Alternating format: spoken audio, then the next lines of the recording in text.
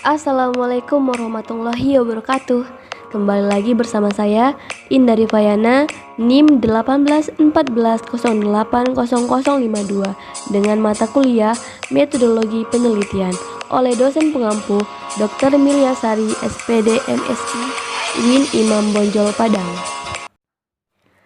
Baiklah, kali ini kita akan mempelajari mengenai konsep dasar penelitian pendidikan. Yang pertama yaitu tentang pola berpikir ilmiah dan non-ilmiah. Berpikir ilmiah adalah berpikir yang logis dan empiris. Logis adalah dibahas secara mendalam berdasarkan fakta yang dapat dipertanggungjawabkan. Selain itu, menggunakan akal budi untuk mempertimbangkan, memutuskan, dan mengembangkan. Berpikir merupakan sebuah proses yang membuahkan pengetahuan. Jadi, berpikir ilmiah adalah kegiatan akal yang menggabungkan induksi dan deduksi. Induksi adalah cara berpikir yang di dalamnya kesimpulan yang bersifat umum ditarik dari pernyataan-pernyataan atau kasus-kasus yang bersifat khusus.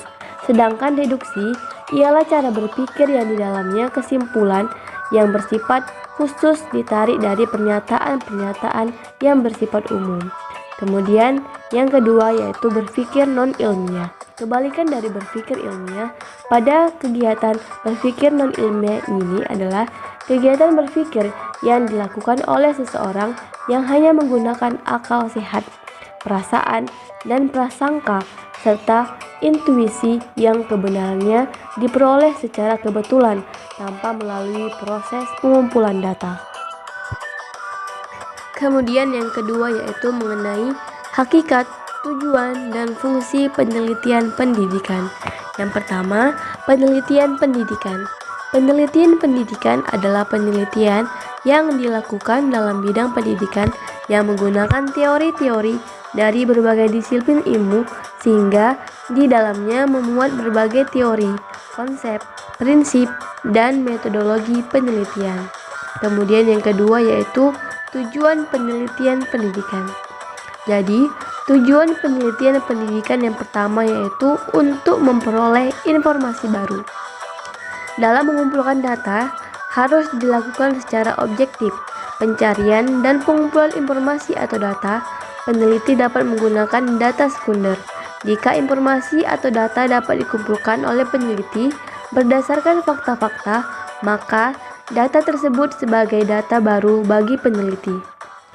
Tujuan yang kedua yaitu untuk mengembangkan dan menjelaskan, mengembangkan perubahan dan kemajuan yang dicapai oleh individu, kelompok, ataupun organisasi dalam kurun waktu tertentu. Selanjutnya, peneliti berupaya mengkaji teori-teori yang didukung fakta-fakta yang ada, sehingga peneliti akan sampai pada pemberian pernyataan sementara yang sering disebut sebagai hipotesis penelitian. Tujuan yang ketiga yaitu untuk menerangkan, memprediksi, dan mengontrol suatu perubahan. Variabel atau ubahan adalah simbol yang digunakan untuk mentransfer gejala ke dalam data penelitian. Biasanya, variabel muncul pada tingkat intensitas yang berbeda, sehingga variabel itu adalah variabel. Ada beberapa variabel yang biasa digunakan dalam suatu penelitian, yaitu variabel bebas dan variabel terikat. Kemudian yang ketiga yaitu mengenai fungsi penelitian pendidikan. Jadi, fungsi penelitian pendidikan yang pertama yaitu untuk menambah pengetahuan prinsip-prinsip dasar dan hukum-hukum ilmiah. Yang kedua, untuk meningkatkan pencarian metode ilmiah. Selanjutnya yang ketiga yaitu mengenai jenis-jenis penelitian di bidang pendidikan. Yang pertama yaitu penelitian kuantitatif. Penelitian kuantitatif adalah metode penelitian yang banyak menggunakan data angka dengan segala bentuk analisisnya. Metode ini mempunyai sifat deduktif, artinya hasil penelitian diarahkan menuju suatu kesimpulan yang menyempit, fokus untuk dijadikan suatu rujukan yang general. Kemudian yang kedua, penelitian kualitatif. Istilah penelitian kualitatif menurut Kick and Miller pada mulanya bersumber pada pengamatan kualitatif yang dipertentangkan dengan pengamatan kuantitatif.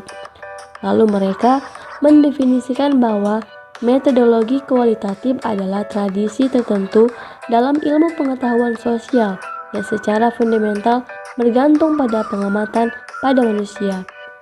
Kemudian yang ketiga, penelitian eksploratif.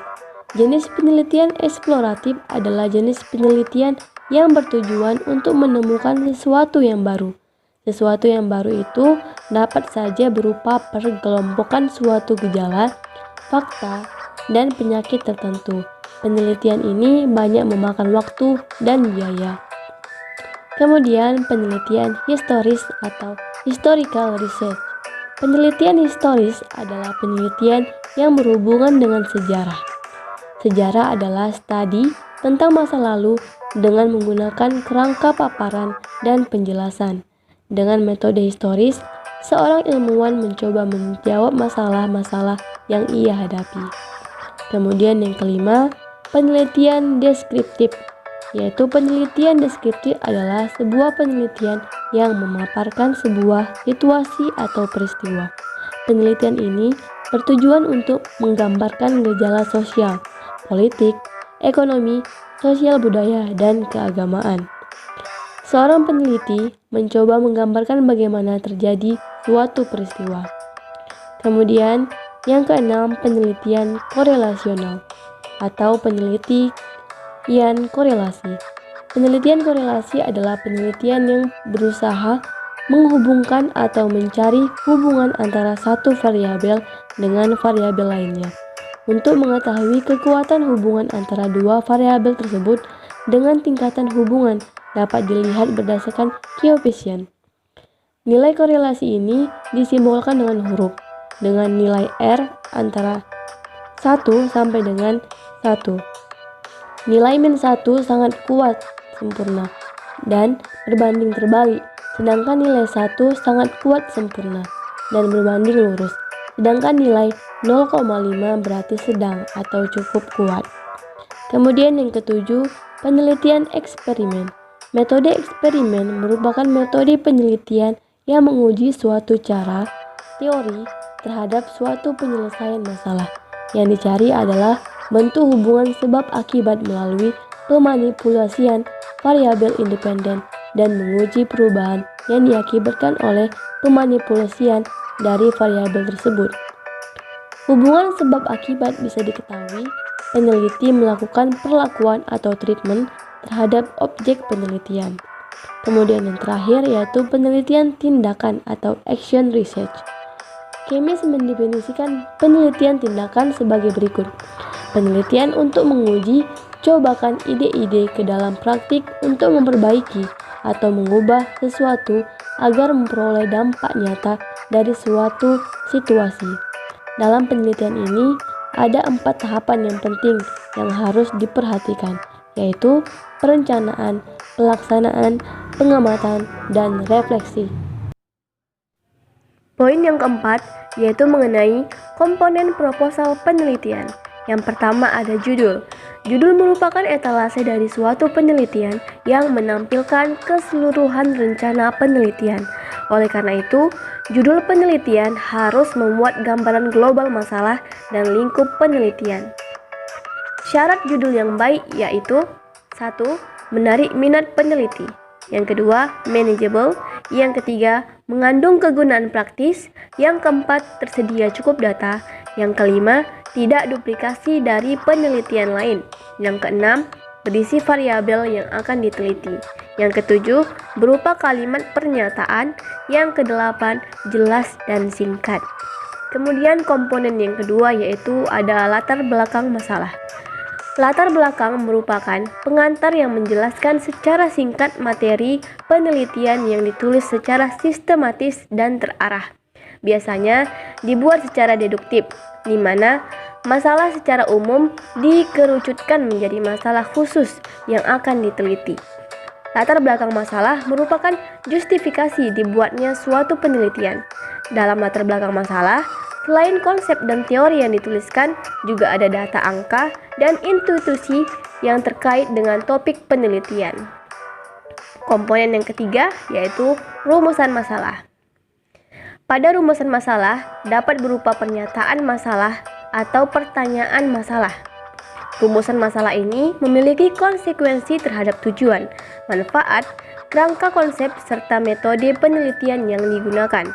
Rumusan masalah didapat setelah peneliti menelaah atau mengidentifikasi permasalahan yang muncul di latar belakang. Komponen yang keempat yaitu tujuan penelitian. Tujuan penelitian hendaknya diuraikan singkat dan jelas serta menggunakan kata yang bersifat operasional seperti menguraikan, mengidentifikasi, dan menggambarkan. Tujuan biasanya dibuat dalam dua kategori yaitu tujuan umum dan tujuan khusus. Tujuan umum menjelaskan tujuan yang hendak dicapai secara umum, sedangkan tujuan khusus menjelaskan langkah yang diambil untuk mencapai tujuan umum. Komponen yang kelima yaitu manfaat penelitian. Manfaat penelitian hendaknya diuraikan singkat dan jelas dan menunjukkan kontribusinya bagi pengembangan ilmu keperawatan, profesi, praktisi, pendidikan, keperawatan, dan institusi pelayanan kesehatan dan pemerintah selaku pembuat kebijakan. Selanjutnya yaitu komponen yang keenam, mengenai tinjauan pustaka. Tinjauan pustaka berisi uraian teori yang mendasari penelitian. Literatur yang dipakai hendaknya up to date dan relevan dengan topik yang penelitian. Selanjutnya, komponen yang ketujuh yaitu kerangka konsep dan hipotesis. Kerangka konsep merupakan justifikasi ilmiah terhadap penelitian yang akan dilakukan. Kerangka konsep harus didukung landasan teori yang kuat serta ditunjang oleh informasi yang ilmiah, hasil penelitian, jurnal, atau data literatur lain. Hipotesa atau dugaan bukanlah hal yang mutlak, namun tergantung jenis penelitiannya. Komponen yang kedelapan yaitu metode penelitian. Metode penelitian berisi tentang jenis penelitian yang digunakan, kerangka penelitian, variabel dan subvariabel penelitian, populasi, dan sampel, teknik pengumpulan data, uji validitas dan reliabilitas, cara analisis data. Untuk penelitian kualitatif dapat menjelaskan metode pendekatan yang digunakan. Kemudian, komponen yang kesembilan yaitu jadwal dan lokasi penelitian. Jadwal dan lokasi penelitian merupakan rencana tentang tempat dan waktu penelitian yang akan dilakukan. Jadwal ini meliputi kegiatan persiapan, pelaksanaan, dan pelaporan. Jadwal penelitian dapat dibuat dalam bentuk time schedule. Kemudian, komponen yang terakhir yaitu mengenai lampiran. Yang pada lampiran ini yang harus dilampirkan dalam proposal antara lain daftar pustaka, alat ukur yang digunakan. Poin yang kelima yaitu mengenai tahapan atau prosedur penelitian pendidikan. Jadi pada tahapan ini saya menemukan ada 3 tahapan. Yang pertama, tahap persiapan, kemudian tahap pelaksanaan, dan tahap akhir. Jadi pada tahap persiapan ini ada yang pertama menentukan pokok bahasan, yang kedua identifikasi permasalahan, yang ketiga survei lokasi, yang keempat melakukan perizinan, dan yang kelima pemilihan atau pengembangan serta penyusunan rencana penelitian dan alat pengambil data. Kemudian habis tahap persiapan, kita lanjut kepada tahap kedua yaitu tahap pelaksanaan. Pada tahap pelaksanaan ini terdapat yang pertama melakukan tes awal, yang kedua memberitahukan treatment kepada kelas eksperimen, dan yang ketiga melakukan post-test. Setelah melakukan tahap pelaksanaan, kita lanjut kepada tahap yang terakhir yaitu tahap akhir. Pada tahap akhir ini terdapat yang pertama tahap analisa data, yang kedua uji hipotesis, dan yang ketiga tahap penarikan kesimpulan. Poin yang terakhir yaitu mengenai hambatan dalam penelitian dan solusinya. Di sini saya menemukan ada 3 hambatan.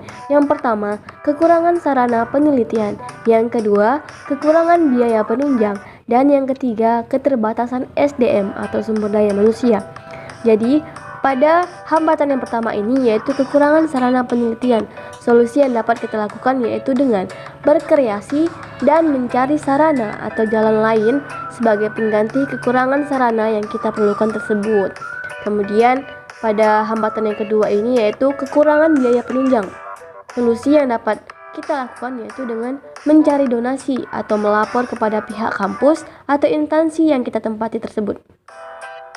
Hambatan yang ketiga yaitu mengenai keterbatasan SDM atau sumber daya manusia. Solusinya yaitu dengan menggunakan teknologi sosial media sebagai tempat kita promosi dan memperkenalkan penelitian kita agar SDM pun tidak terbatas lagi. Sekian pembahasan kita kali ini mengenai konsep dasar penelitian pendidikan. Semoga video ini dapat membantu teman-teman dalam proses pembelajarannya. Lebih kurangnya saya mohon maaf. Wabillahi taufiq wal hidayah. Wassalamualaikum warahmatullahi wabarakatuh.